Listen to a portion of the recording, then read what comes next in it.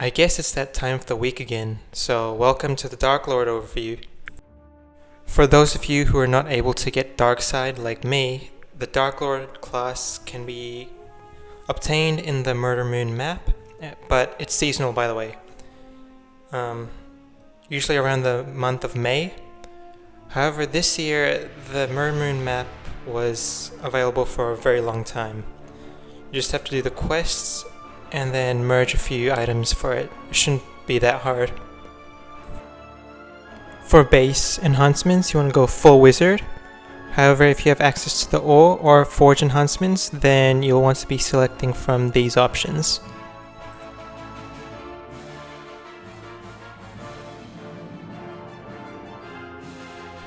The stat model for this class is an offensive caster, and the mana regeneration is the same as mage. So, pretty standard stuff. Your first rank 4 passive increases your outgoing damage and hit chance by 10%, and your second one increases your haste by 15%. Your rank 10 passive, basically what it does is randomly all enemies in range will take a huge amount of damage. And it says it consumes all stacks of Deep Rage. Deep Rage, we'll get into that later, it comes from your third skill, but from my testing that's false, it does not consume your stacks of Deep Rage. But we'll get into that later. Your auto attack is a basic auto attack. The only difference is that it hits up to 4 targets in melee range. So yeah, you have to be in melee range.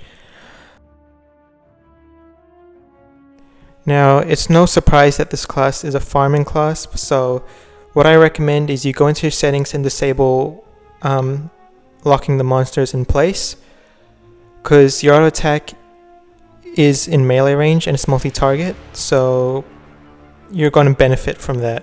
You don't have to do this step, but if you want better results, then I do recommend you turn off locking the monsters in place.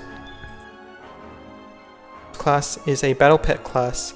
That's where your second skill comes into place. It's called Blood Boil, and you summon your battle pet, and it also has another effect as well.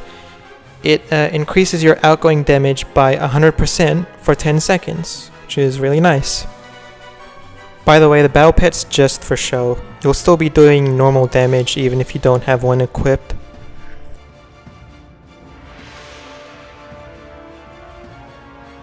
Your third skill is called Dark Power.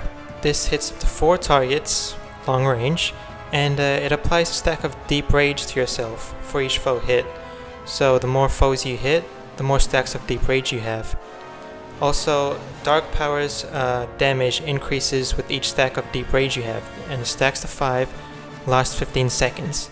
And each stack increases Dark Power, your third skill's damage by 50%.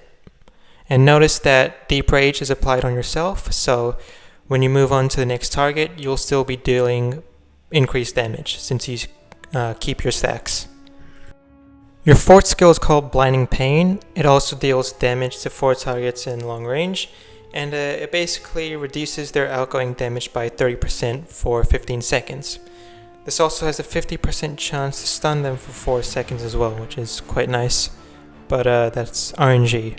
You're not going to get it every time. Finally, your fifth skill is called Renewal Spell, and by itself, it pretty much doesn't do anything.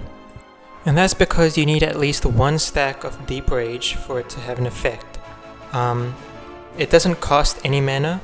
It has a huge cooldown though, which is not that good, but if you have at least 1 stack of Deep Rage, then you get healed, and you get your mana back as well. Just some other information I want to add in. Regarding the mana, you get 10 mana per stack of Deep Rage. So if you have 1 stack of Deep Rage, you'll get 10 mana. So since 5 stacks are the max limit, the maximum amount of mana you can get back would be 50. Your heal is only affected by 1 stack of Deep Rage, so anything more than 1 stack will result in the same thing. Something I want to mention before I finish off the skill segment is that if you use your second skill, which increases your outgoing damage by 100%, then you actually increase your fifth skill's heal, because healing in this game is basically negative damage. And if you increase your outgoing damage, then you basically increase your heal as well. So that's pretty good. Yeah, nah, this class is not meant for soloing bosses. It has very bad solo DPS, and its heal is on a very long cooldown. And its rank 10 passive is RNG. You just hope it happens on a boss, which you shouldn't even be fighting in the first place, and it doesn't happen on something like a slime or a frog zard. Now this is with base enhancements, by the way, but if you are crazy or foolish enough to actually use this for soloing, then don't be afraid to use your fifth skill even if you have full health, because the thing is, even though this class does have the mage mana regeneration model, at lower levels you will actually run into mana problems. And the good thing about the mage mana model is that it gets much better at higher levels, but at lower levels you will actually lose mana, and since you're not fighting multiple enemies, yeah, so just remember that your fifth skill can also restore mana. But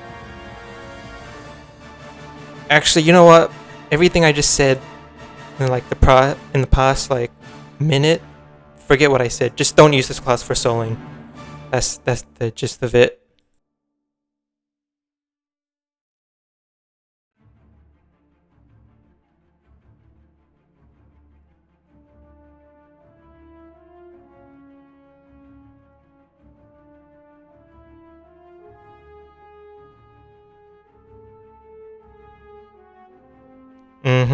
Not even Forge can make this class a decent soloer, so just, yeah, don't use this class for soloing.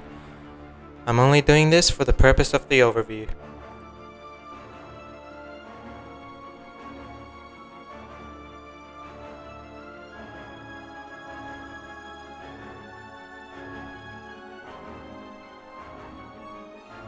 Now farming. Obviously this is with base enhancements first, but this is what this class is meant to do, right guys? Specialty? Farming? Yeah, well, maybe you want to go head back to Shadow Realm Pass and fight those Shadow Warriors, because that would be more appropriate. Because if the enemies hit too hard, well, your 30-second cooldown heal ain't gonna save you.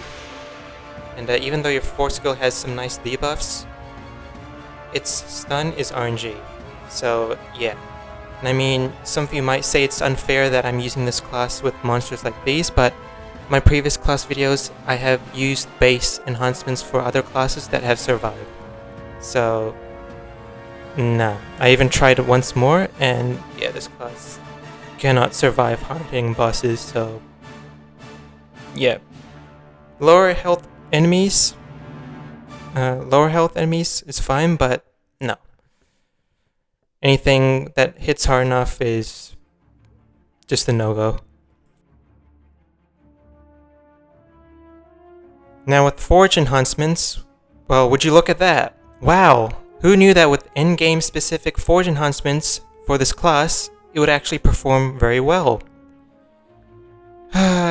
Yeah, just there are better classes out there, bro. Just this whole attacking 4 enemies gimmick isn't gonna fool anyone. Just use Eternal Inversionist. Like, honestly, this is just, yeah, no. Or maybe you won't even use Eternal Inversionist, because with endgame enhancements you'd probably use something a lot better.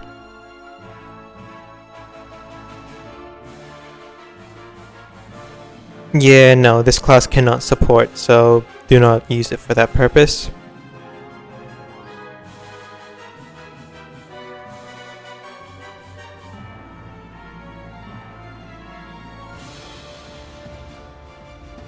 With defense, this class doesn't have any.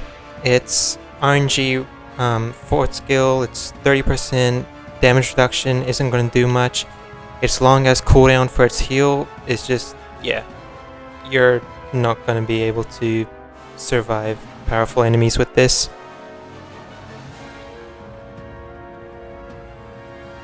Okay, so final thoughts on Dark Lord. I'm gonna be honest with you. If I wasn't a class collector and they kept Darkside rare and never released the seasonal variant of it, then that's fine by me. Like, you can keep that shit to yourself. I don't want it. Okay, no, in all seriousness, this class is obviously meant for farming, and honestly, since it's not that difficult to get, I mean, you can use it. Like, it's a fine farming class. Just make sure that you don't use it on hard hitting enemies, but for just normal casual farming, it's fine. Like, nothing to it. It's just that, is it the best? No, it isn't, because the whole auto attack being 4 targets in short range and all that, it's not gonna work. Like, just use Eternal Inversionist at that point, because it's much better.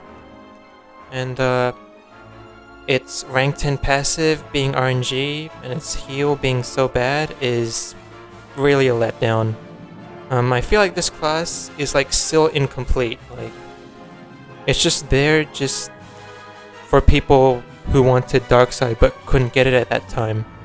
So I'm thinking like combining your rank 10 passive and your 5th skill together. Also legit from like your 5th skill, creating some type of like barrier or force field would be nice, which would absorb all incoming damage from the enemies. In a way, like absorbing all the kinetic energy and storing it.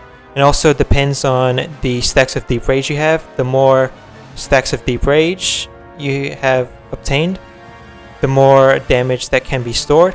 And then once that threshold is reached and no more damage can be like stored and absorbed, then it basically your rank 10 passive then activates, and then the energy just bursts from your force field / barrier and then hits all enemies that are attacking you.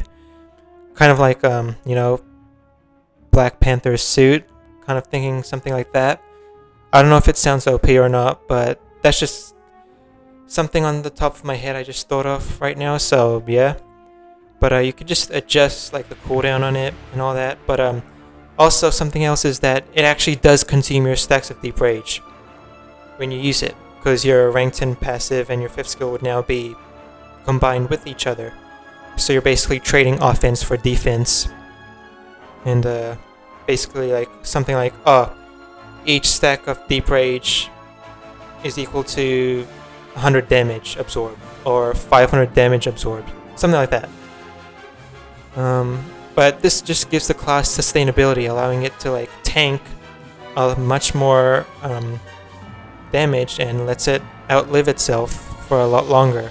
So overall, for Dark Lord, do not use it for supporting, do not use it for boss fights, with the exception being the 4th Lunaria boss from the seasonal Mirror Moon map.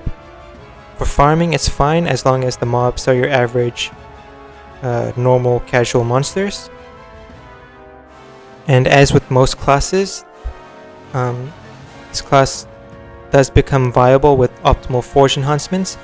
However, there are much better classes out there that you would have already obtained. And even without Forge enhancements, certain classes like Eternal Inversionist are like much better than this. So yeah, unfortunately this class's survivability is not the best. I would even go as far as to say that it's kind of ass. But you may have differing opinions from mine, that's fine. But as for the overview, that's it. Thanks for watching, and I'll see you next time.